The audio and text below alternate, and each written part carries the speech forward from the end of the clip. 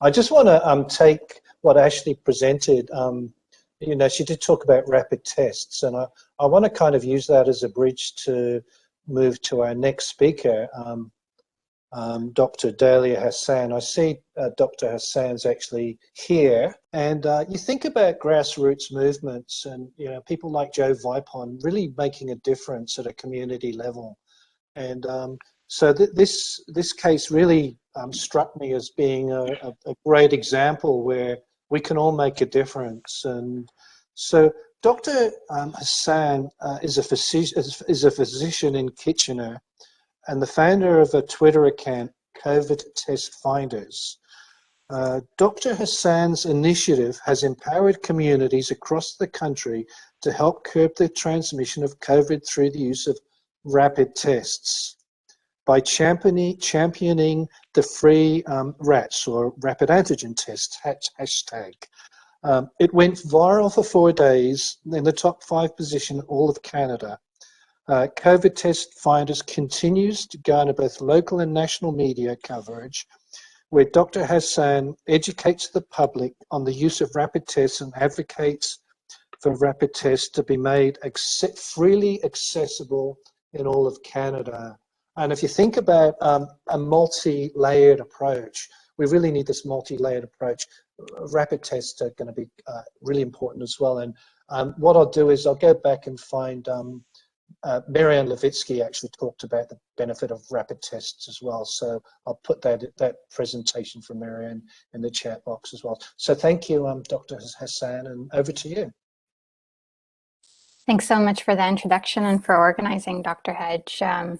I also wanted to thank everyone for coming here today because knowledge is power, and I know I'm learning a lot already, so I'm very happy to be here.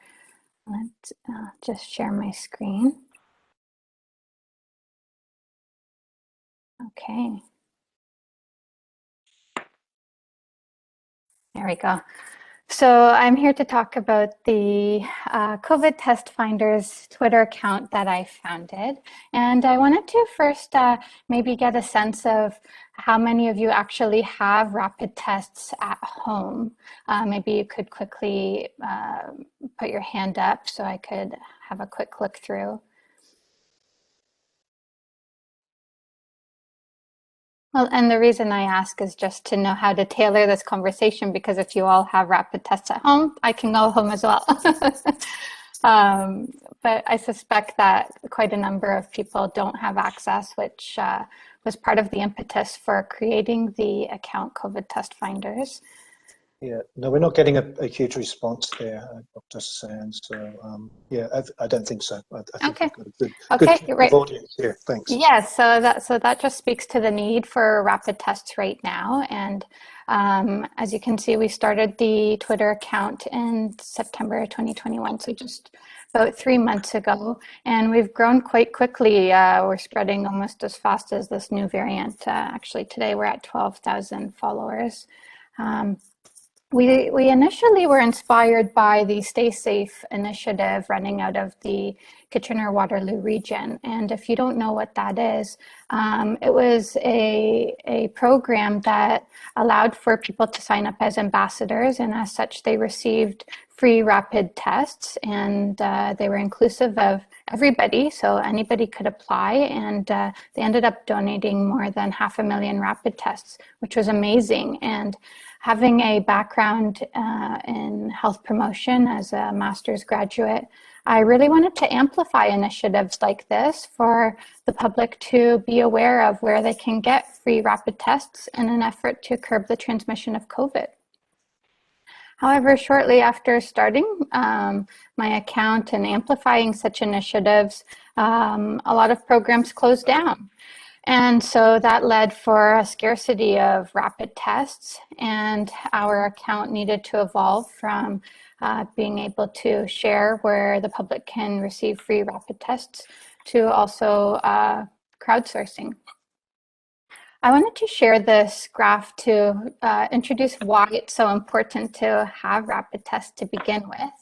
I've just taken snapshots from our tweets on our Twitter account in case you haven't followed us or been able to keep up. But essentially, they're able to reduce the spread of COVID because they can detect if you're transmissible in real time. Rapid tests only take 15 minutes to get the results. And so if you were positive, you would then isolate right away, thereby preventing the transmission of COVID to the community. Obviously, they would help to prevent outbreaks. They would help to prevent unnecessary quarantine, and they decrease morbidity and mortality. This graph is particularly important because you can see here that the rapid antigen tests are very effective at determining when a person is infectious. And that is the most critical point during the viral kinetics or viral lifespan of during our pandemic, because we want to be able to find that small window of time when people are able to transmit the virus in order for us to stop them from transmitting it. So here you can see between day 3 and 9, people are infectious or contagious, and that's when rapid tests really shine. You can see that the more that they're taken, the more likely we can find that window of opportunity. Whereas PCR tests, there's a lag in being able to get the results, and so sometimes we miss that infectious period. And by the time that we, public health tells that infectious person to quarantine, they're out of that period of contagiousness, and they've already spread the virus, and now they're just in the recovery period. So I wanted to quickly go over the difference between rapid tests and PCR tests, because we get a lot of coverage about PCR tests, and I find that rapid tests can sometimes be less known. And so you could think of rapid tests as instant coffee and PCR tests as espresso coffee, where rapid tests are fast, simple. You can use them at home, and they're cheaper than PCR tests. They can cost as little as $10 per test. They're not as accurate as PCR tests. However, what's more important than a perfect test is one that turns positive during that period of contagiousness, so that we can stop the virus from continuing to spread right in its tracks.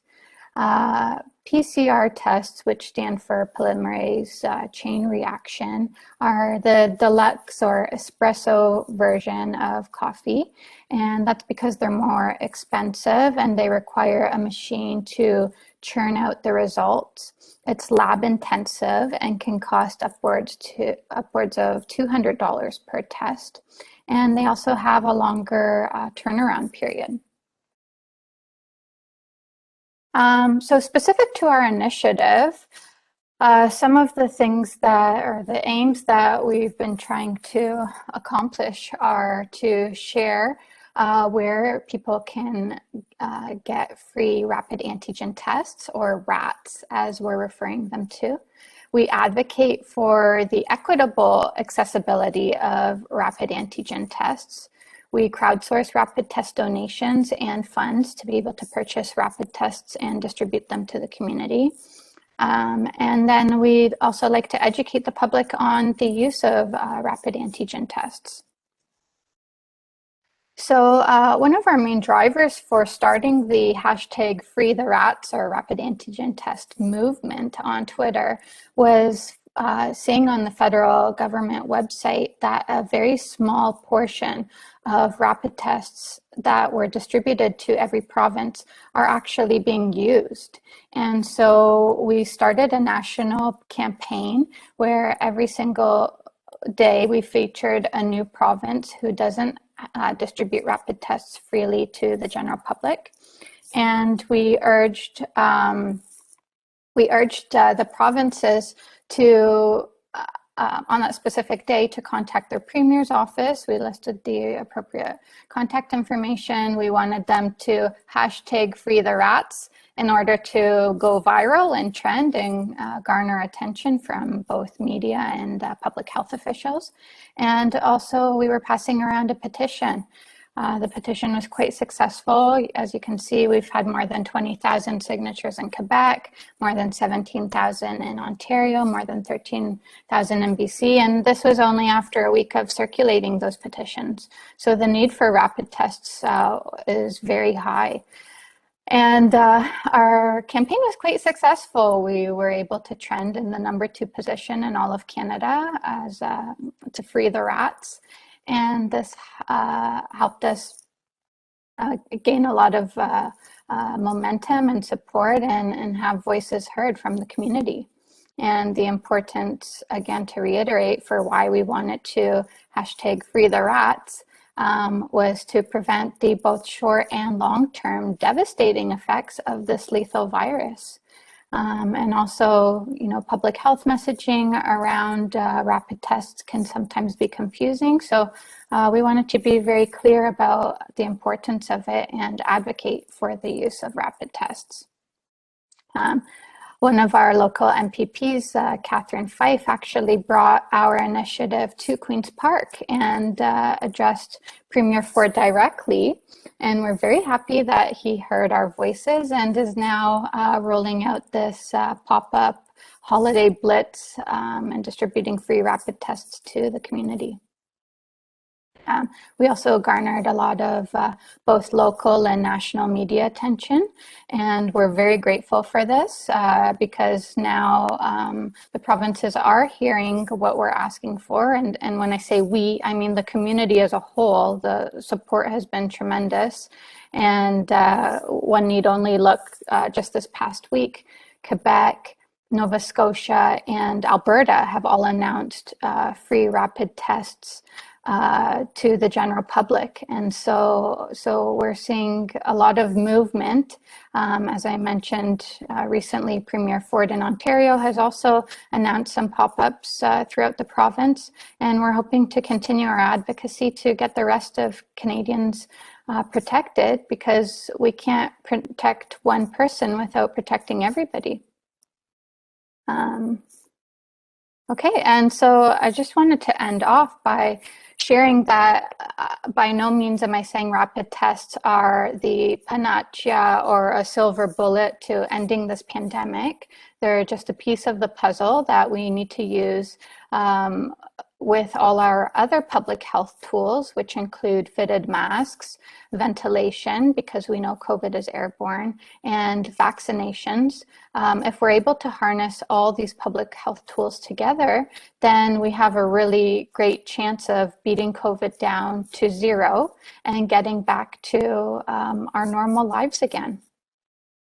So thank you very much, and I welcome any questions. I just want to say on behalf of everybody, thank you so much for your leadership in this area. And, people will have access to rapid tests because of all the advocacy. And this series, I heard that we're over 50, we've provided over 50 webinars, over a year and a half or so. And, it's the series is titled Science, Solutions and Success Stories. So this is definitely a success story, but for all the people here, they are available, and they will be coming to you soon, so keep your eye out. And somebody tweeted this morning, which I thought was quite interesting. There seems to be a real reluctance to release, or there has been reluctance to release these rapid antigen tests, and the tweet was, not providing and promoting rapid testing is like saying condoms aren't 100% effective, so we won't encourage or allow their use. So they have a great place, and thank you, Dr. Hassan. Now I'm just looking at there don't seem to be any questions here.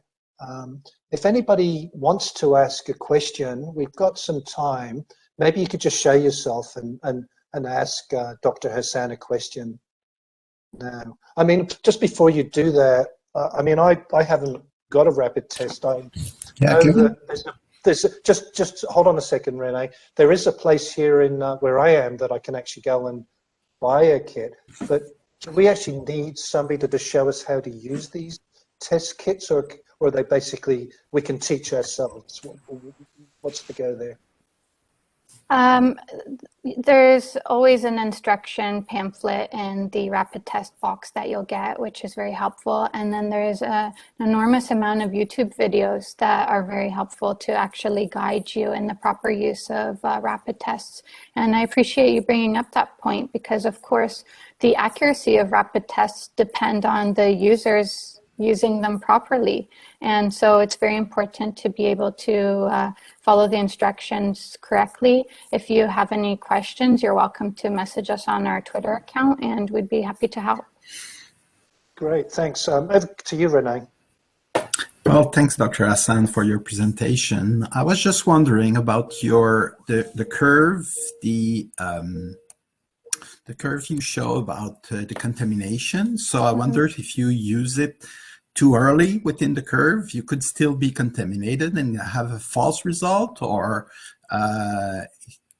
would it be still valuable to use it in that period of incubation, could I call it? Great. Yeah, thanks for your question. So rapid tests can be used at any point.